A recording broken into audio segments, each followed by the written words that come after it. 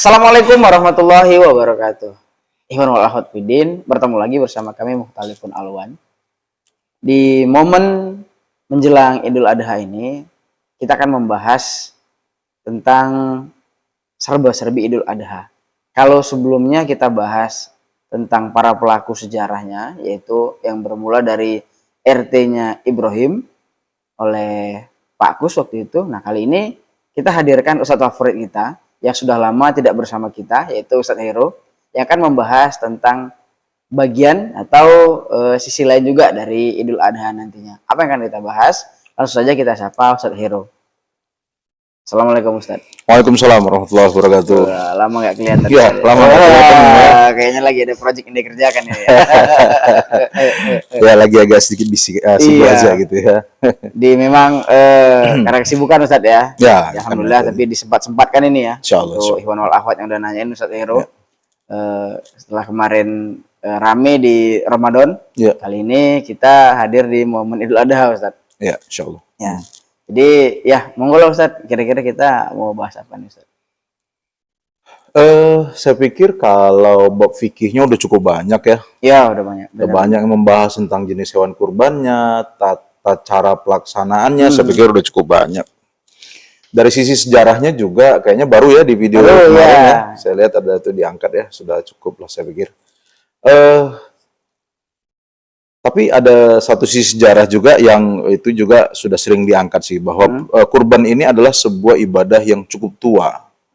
Ya, tapi memang momentum kurban yang dijadikan bagian daripada ibadah umat Islam pada hari ini itu adalah kurban yang dilaksanakan oleh Nabiullah Ibrahim alaihissalam dengan Ismail dan istrinya ya. Tapi kalau kita kembali kepada sejarah yang lebih awal, bahwa kurban itu sudah ada perintahnya, sudah dilakukan sejak masa Nabi Adam, tepatnya pada keturunannya Nabi Adam, yaitu pada pasangan putra pertama dan keduanya, yaitu pada Qabil dan Habil. Nah itu ibadah tertua. Ya, sisi itu juga saya pikir sudah banyak sejarah yang angkat ya. Kalau kita kembali kepada Quran, bahwa lafaz yang mengarah kepada kurban itu ada yang pertama asal katanya adalah kofro dan ba, koroba ya. Koroba. Kemudian ada juga zabaha. Zabaha. Kemudian dohaya. Dohaya. Ya, doha itu. Dan naharo. Naharo. Iya. Barangkali yang paling sering diangkat itu naharo itu kan. Fasolli li rabbika wanhar. Oke. Tapi saya pikir pada kesempatan hari ini kita mengangkat lafaz yang sudah biasa kita gunakan, kata kurban itu. Apakah kata kurban itu sendiri memang dari Quran, berbahasa Arab, atau memang itu bahasa Indonesia ya kan? Iya, benar. Nah, saya pikir dari sisi itulah. Karena ini kan di sisi lain kita berkurban ya kan, ada yang jadi korban. Oh, gitu. Ini yang terjadi nih sering di masyarakat. Ini kurban atau korban ini kan? Oh iya, benar. Karena secara sejarah itu juga terjadi, bahwa ketika kita cek pada lafaz koroba ini, yang ada 96 kali di Quran dalam bentuk 11 derivasi lafaz, atau 11 lafaz yang berbeda, atau 11 pecahan kata lah ya. Nah, ketika dikaitkan pada yang artinya kurban, maka itu berkaitan dengan peristiwa Habil dan Qabil. Gitu. Nah, sementara itu ada di 2 ayat yang menggunakan lafaz itu dan ceritanya Habil dan Qabil. Satu diantaranya di Al-Maidah ya, 5:27. Nah, sisanya itu lebih kepada bahwa arti koroba itu kalau dalam bahasa kita karib. Karib? Iya, akrab. Akrab. Oh, karib, akrab. Jadi kalau itu bentuknya kata kerja, berarti sebuah upaya untuk mengakrabkan diri, untuk menjadi karib. Pernah dengar istilah sahabat karib ya? Oh, pernah Ustaz. Ya. Jadi levelnya teman, sahabat karib. Karib. Ya, kan? Ya dari kata itu korib itu, koroba itu. Nah jadi kalau ditanya apakah kata kurban itu dari bahasa Arab? Iya. Apakah ada di Quran? Iya. Bentuknya korban, ya kan? Koroba ya krobu, korban atau korbanan itu. Nah jadi itu memang bahasa Arab. Jadi kalau kita dekatkan dalam bahasa Indonesia ada kurban, ada korban. Iya, ada korban ya. Jadi kalau secara sejarah tadi saya katakan peristiwa kurban menyebabkan ada korban. Oh, peristiwa kurban menyebabkan adanya korban. Nah, gimana tuh? Nah, di peristiwa Habil dan Qabil itu tepatnya di Al-Maidah 5:27 ya, Al-Maidah 27. Nah, kalau mau dibacakan boleh dibacakan dulu ya. Bacakan Ustadz ya. Boleh, silakan. Maidah ayat 27. 27 Al-Maidah 7. Oke. A'udzu billahi minasyaitonir rajim. Bismillahirrahmanirrahim. Watlu 'alaihim naba abnai adama bil haqq. Iz qarraba qurbanan fatuqbila min ahadihima walam yataqabbal minal akhar. Qala la'aqtulannak. Qala innama yataqabbalullahu minal muttaqin. Iya. Di ayat itu ya Allah menceritakan bagaimana peristiwa bahwa Allah menerima kurban dari salah satunya dan tidak menerima kurban dari salah satunya. Jadi kan peristiwa gini bahwa Adam alaihissalam ya pada waktu itu anaknya itu ada Qabil, ada Habil. Nah, peristiwa kelahiran putra-putri Adam ini bahwa ketika lahir mereka itu berpasangan. Nah, si Qabil ini sebagai yang lebih tua dari Habil itu lahir beserta dengan saudari kandung yang cantik. Nah, sementara adiknya Habil lahir dengan saudari kandung yang tidak secantik yang lahir barengan dengan Qabil. Oh, gitu. Nah, lantas berdasarkan perintah Allah, ada memerintahkan kepada anaknya untuk bahwa mereka tidak boleh dinikahkan dengan satu kandungan. Maka yang lahir beserta Qabil si Iklimah ini itu harus dinikahkan dengan Habil. Nah, sementara yang lahir dengan Habil dinikahkan dengan Qabil. Nah, Qabil tak terima. Nah, muncullah itu perselisihan pertama di dunia. Dalam sejarah manusia, iya. Berselisih pada akhirnya Allah memerintahkan kepada Nabi Adam, kepada anaknya ya, untuk diberitakanlah kepada anaknya bahwa mereka harus, kalau bahasa ininya ya, mempersembahkan kurban, memberikan kurban kepada Allah. Nah, kebetulan si Qabil ini adalah seorang peternak ya, sementara Habil terbaliknya, Qabil itu petani yang hebat ya, sementara Habil itu adalah peternak. Nah, ketika diperintahkan oleh Allah yang disampaikan oleh Adam alaihissalam kepada putranya untuk berkurban, nah, siapapun yang kurbannya diterima oleh Allah maka berhak menikahi si Iklimah ini. Si Qabil dia mempersembahkan kurban yang buruk, hasil panen yang tak layak makan. Gagal mungkin. Ya, gagal panen. Iya, gagal panen. Itu kalau semangka itu semangka yang kecil-kecil gitu. Nggak layak jual. Apalah bahasanya tuh ya kalau Ganipu. Ganipu. Kalau dikira ganipu kan ya. Semangka kecil yang harganya pun 2.000 3.000 barangkali sebuah kan, dijual 4.000 5.000 gitu. Nah, sementara Habil dengan tulus ikhlasnya dia mempersembahkan seekor kambing yang terbaik, yang paling besar dari seluruh ternaknya. Oh, nah, kebalikan ini ternyata. Iya, dengan izin Allah, maka Allah menerima kurbannya si Habil ini. Maka dialah yang berhak menikahi Iklimah. Oh, karena dia kurbankan yang terbaik dari yang dia punya. Sementara satu sisi yang sisa-sisa justru. Iya. Nah, jadi kalau kita tarik secara substansi di kekinian bahwa kurban itu harus mempersembahkan terbaik, itu dulu. Belajar dari Habil. Yang terbaik. Yang terbaik ya. Iya, gitu. Nah, kita lanjut ke cerita tadi. Nah, pada akhirnya Qabil nggak terima. Dan dia marah, yang kemudian lanjut kisahnya dia membunuh Habil. Nah, itulah peristiwa tragis pembunuhan pertama di dunia. Jadi ibadah kurban yang menimbulkan korban. Relevan dengan kalimat awal tadi ya. Iya. Kurban. Korban Betul. ya, yang menimbulkan korban. Korban, iya. Ya, kalau kita berbicara secara sunnah bahwa itu terjadi pada putra-putrinya Adam alaihissalam. Iya.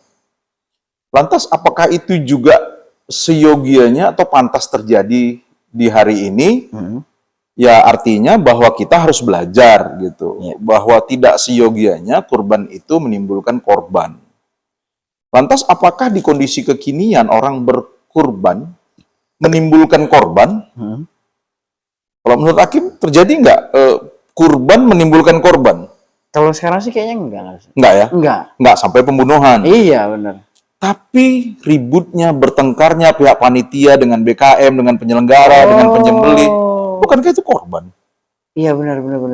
Timbul gesekan. Ustaz. Iya. Oh, iya. Padahal dari 96 lafaz korban itu, yang artinya korban itu, kalau nggak salah cuma 2 atau 3. 2 atau 3. Sisanya itu lebih kepada keakraban, mendekatkan diri. Oh. Maka harusnya ibadah kurban itu secara substansi membawa para pelaku ya, para pekurban ya. Orang yang berkurban. Iya, Ya. pekurban ya. Pekurban. Ya, Iya, boleh pekurban. bahasa Indonesia pekurban itu ya. Yang nulis namanya penulis ya kan? Ya, betul. Kurban. Yang minum namanya peminum Iya, ya. betul. Ya, kalau yang kurban namanya Pekurban. pekurban ya. Insya Allah nggak salah bahasa Indonesia. Iya, Pekurban ya. Nah, harusnya peristiwa atau momentum kurban itu membawa sebuah nuansa keakraban sesuai dengan katanya, koroba, akrab, korib. Nah, jadi kalau secara lafaznya bahwa seyogianya kurban itu mendekatkan kita hablum minallah wa hablum minan nas. Oh. Harusnya itu tuh. Jadi bukan korban, jadi korban. Bukan korban menimbulkan perpecahan. Iya, betul. Nah, kadang-kadang miris kita melihat di beberapa tempat yang saya perhatikan setiap tahun itu. Ya. Ada saja masjid yang ribut bertikai antara panitia misal dengan BKM atau panitia dengan penerima kurban yang betul. merasa dizolimi haknya misalnya. Karena nggak dapat sekian Ya, bagiannya misalnya gitu. hanya dapat sedikit gitu. Bukan malah bersyukur tapi ribut gitu. Ya, atau ada pihak panitia atau penyembelih misalnya dari pelaksana itu yang mungkin tidak jujur, menyembunyikan kaki misalnya, ekor misalnya, atau apa, tanpa sepengetahuan yang lain kemudian membawanya pulang. Nah, ini potensi-potensi kecurangan ini potensi yang dilakukan oleh Qabil. Yang berpotensi menimbulkan perpecahan. Jadi Allah sudah contohkan gitu. Lah kalau ini adalah tokoh sebagai orang-orang yang kurban, maka harusnya siapapun yang terlibat dalam ibadah kurban ini, ayo pilih. Anda mau jadi Habil, Anda mau jadi Qabil. Oh, benar. Mau kasih yang terbaik yang kita punya, atau kita kasih yang ntar dulu kita pilih dulu nih. Gitu. Habil mempersembahkan kurbannya dengan ikhlas semata-mata karena Allah dan mau beribadah kepada Allah sebagai rasa syukurnya. Tapi Qabil melaksanakan itu karena mau merebut iklimah. Oh, niat, motif namanya? Karena dia merasa iklimah itu hak dia karena sekandungan dengan dia gitu. Hanya saja perintah Allah itu iklimah harus dinikahkan dengan Habil. Oh iya. Gitu. Jadi kan sudah beda misi nih. Benar, ada ajang pribadi. Ada ajang pribadi di sana. Padahal wama umiru illa liya'budullaha mukhlishina lahuddin. Engkau tidak diamar untuk beribadah kecuali dengan ikhlas. Iya, betul. Nah, ketika sudah seperti itu kan bukan ikhlas yang muncul nih kan? Ada kepentingan-kepentingan yang beranjak kepada kepentingan pribadi, bukan pengabdian, bukan ke Allah. Nah, disitulah tragedi kurban itu terjadi. Karena kepentingan itu. Gitu. Motifnya bukan pengabdian ke Allah, bukan Allah, tapi yang lain ya. Iya. Nah, kalau hari ini ada peristiwa kurban yang menimbulkan korban, nah kalau menurut saya ini, insya Allah ini berdasarkan peristiwa di Quran, itu berarti ada yang motif kurbannya bukan karena Allah. Belajar dari peristiwa yang lalu. Iya. Ya, betul. Ini yang harus dibersihkan.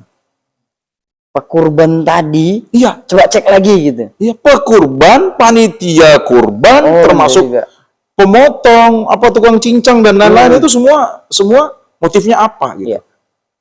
Kalau motifnya ibadah semata-mata karena Allah, insya Allah yang terjadi adalah keakraban. Betul. Hablum minan nas wa hablum minallah.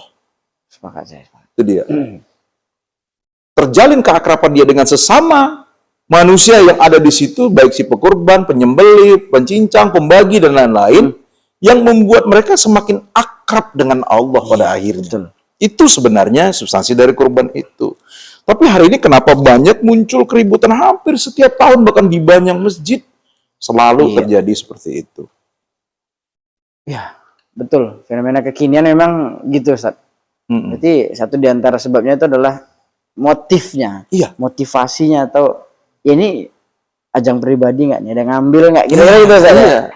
Innamal a'malu binniyat, kata Rasul kan. Betul. Jadi sesuai dengan niatnya lah.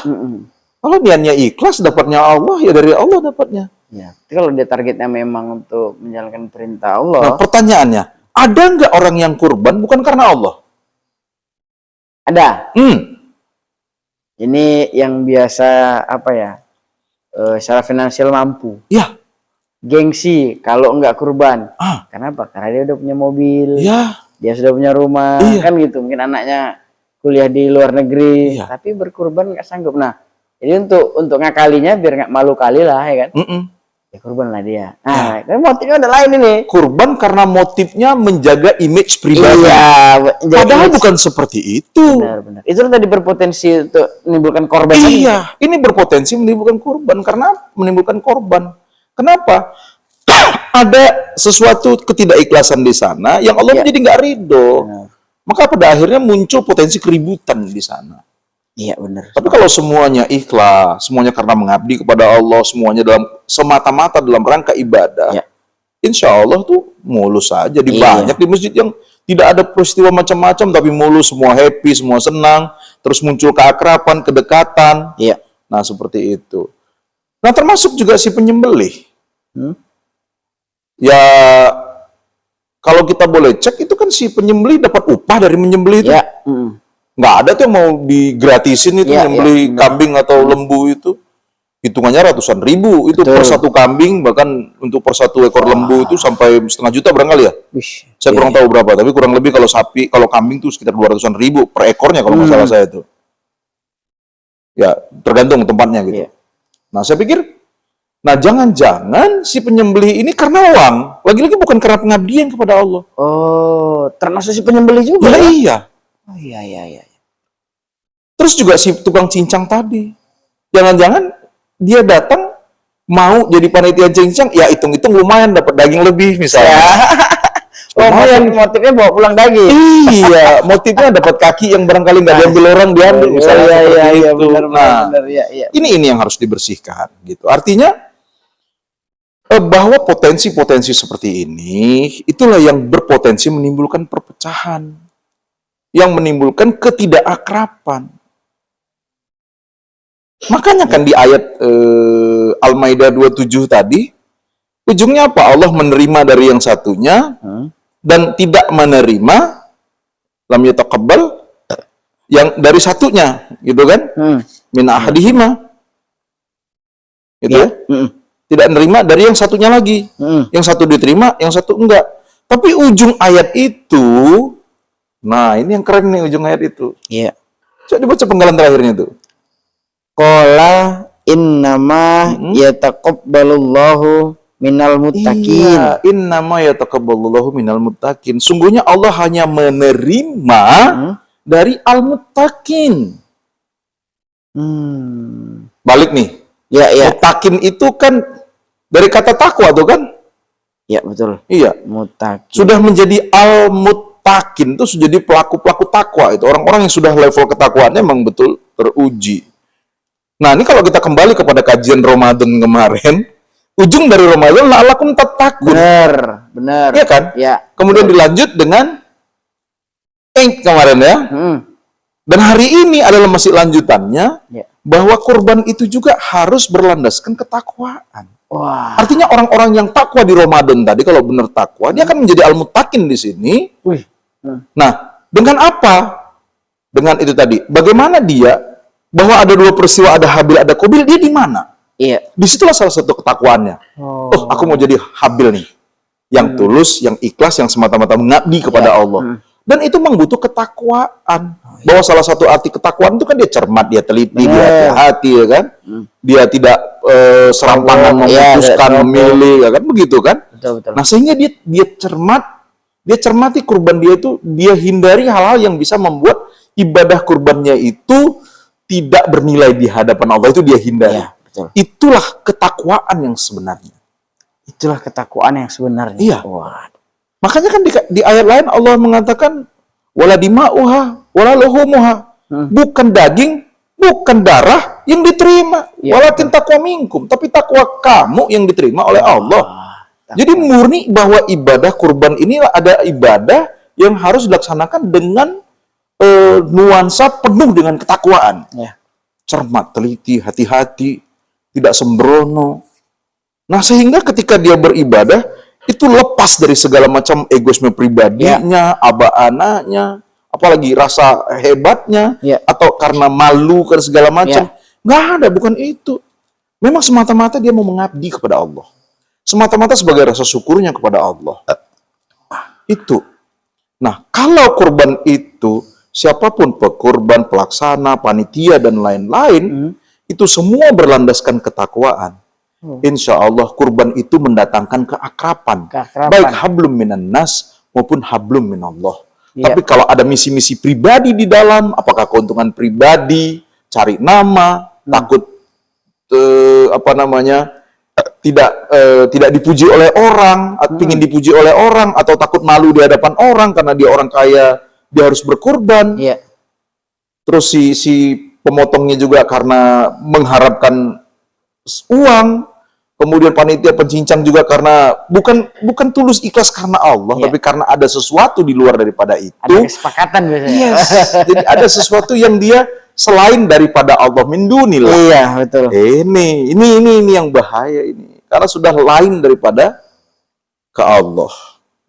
Kalau dalam kajian lain itu bahwa min dunillah itu udah kafir tuh, artinya kufur dia mengkufuri itu. Nah, itu nantilah di kajian yang lain ya. Kita nggak usah ke sana dulu gitu. Nah, tapi paling tidak bahwa dua contoh, ada Habil, ada Qabil, dilaksanakan dengan ikhlas semata-mata karena Allah, diterima oleh Allah.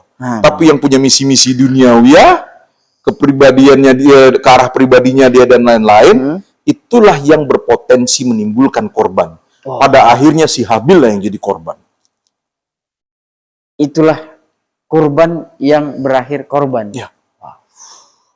Banyak yang harus dievaluasi ini, Ustaz. Artinya secara dalam lah, kalau bilang secara dalam memang. Karena kalau yang di dalam udah terevaluasi, dia nggak akan jadi untuk melakukan hal itu kan gitu.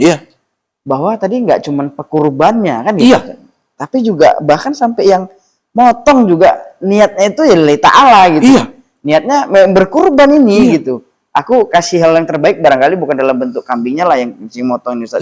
Dia kasih yang terbaik, mungkin kemampuan yang dia bisa. Dikasih yang terbaik, cara motong ini yang terbaik ini. Tapi ya kebanyakan ya, kita nggak bilang semua ya, kebanyakan memang ada ajang pribadi di situ. Entah itu gengsi, entah itu ya keuntungan pribadi ya, seperti itu. Dia nanti dia pasti dikasih, kami nggak dikasih dagingnya, cuman ada harapan. Bahkan ngecup ya, Ustaz. Aku kikilnya gitu. Dibungkus ini malah nggak boleh, Ustaz. Tapi kikilnya boleh, nggak boleh ya kan. Tapi ya itulah artinya banyak yang harus dibenahi. Ya berpotensi untuk pecah. Iya, betul. Kenapa? Segitu banyak nanti pencincang, ada yang kikilnya sama aku ya katanya. Bagi-bagi yang sana nggak dapat misalnya. Dan nampak dari awal. karena banyak dibagi-bagi tadi, kebanyakan orangnya misal daripada jumlah dagingnya. Nah, ujungnya itu jadi ribut, jadi omongan kesana kemari. Nah, peristiwa kurban itu sebulan nggak habis jadi omongan sipolan. Nah, itu dia. Jadi harusnya semua dibersihkan dari kepentingan pribadi. Toh juga akan dapat, nggak mungkin nggak diberikan. Tapi niat yang harus diluruskan, gitu dia. Karena itulah beda antara Qabil dan Habil. Ketika niat tidak lurus, maka jadi yang ada korban gitu loh. Iya, bukan lagi kurban. Jadi peristiwa itu bisa terulang. Memang tidak ada yang mati. Benar. Iya kan? Benar. Tapi kan ada korban di sana. Iya, betul. Pertikaian, perselisihan. Iya, ada peristiwa yang tak dimaui sebenarnya. Iya, kan? Benar. Gesekan dan sebagainya. Wah, yang harusnya nggak perlu terjadi. Waduh. Gitu. Nih apa nih Ustadz? Apa namanya? Ya harapan lagi banyak yang nonton ya kan? Amin, Biar insyaallah. biar apa namanya ya? Berbuat lah gitu artinya. Ya coba yuk kita evaluasi diri yuk kita perbaiki dulu yuk. Kita kasih yang terbaik untuk kurban ini biar nggak ada lagi korban gitu. Dari kurban ini yang memang nggak perlu sebenarnya ada korban, tapi karena karena beberapa faktor itu, ya akhirnya ya jadi ada korban yang harusnya nggak jadi. Gitu. Nah, tadi lagi Ustadz, ada kita kan masih apa namanya bahas di lafaz koroba. Iya. Tadi masih ada beberapa lafaz lagi Ustadz. Iya. Karena Idul Adha masih ada beberapa minggu lagi. Iya. Jadi boleh kita bahas satu persatu Ustadz ya? Insyaallah. Lafaz ini begitu saya. Insyaallah. Sedalam pembahasan kita kali ini Ustaz. Ya paling tidak ya kita nggak mungkin mempreteli kayak tadi 390 lahir, kita nggak mungkin mempreteli semua ya. Tapi secara umum substansinya kurban itu apa sih? Benar, gitu. Nanti di lafaz berikutnya juga kurang lebih seperti itulah gitu. Allah beda-bedakan lafaznya kan pasti ada maksudnya. Iya. Kan gitu Ustaz Iya, ya. benar, Iya kan? benar. Dia nggak mungkin sama tapi lafaznya beda, nggak mungkin. Pasti ada maksudnya. Ini gini, ini begini. Spesifiknya ini kan gitu Ustaz ya. Iya, oke. Jadi insya Allah video berikutnya kita undang lagi Ustaz ya. Insya Allah, amin. Nah, alhamdulillah ini padat betul ini. Kali ini pembahasannya ya seperti biasa Ustaz. Di akhir video, monggo pesan-pesannya. Baik, ikhwan wal akhwat fiddin rahimakumullah. Ibadah kurban adalah ibadah yang tertua. Dan momentum terbaik kurban itu adalah pada peristiwa Nabi Ibrahim alaihissalam dengan keluarganya. Kalau dalam peristiwa Nabi Adam, kita diberi dua pilihan. Mau jadi Habil atau mau jadi Qabil. Tentunya sebagai orang yang beriman, yang ingin ketakwaannya diterima oleh Allah, dibuktikan, dan diakui oleh Allah, tentunya kita memilih sebagai Habil, bukan Qabil. Terus apa yang harus kita lakukan? Luruskan niat, jangan ada kepentingan pribadi, jangan ada merasa di sana, luruskan niat, bersihkan niat, semata-mata hanya karena Allah. Insya Allah dengan cara ini, kurban akan menjadi kurban, bukan kurban yang mendatangkan korban. Saya pikir itu dari saya. Wah, luar biasa pesannya ya. Kurban yang benar-benar kurban, bukan kurban yang mendatangkan korban. Wah, ini semoga kita bisa aplikasikan hingga benar pula nanti kita dalam berkurban di Idul Adha kali ini. Sekian video kita kali ini. Nantikan kelanjutan dari video ini tetap masih bersama Ustadz Hero. Begitu, pantengin terus channel kita supaya nggak ketinggalan ketika kita upload video yang baru. Itu saja. Bin Nasri minallah fatun qarib. Assalamualaikum warahmatullahi wabarakatuh. Waalaikumsalam warahmatullahi wabarakatuh.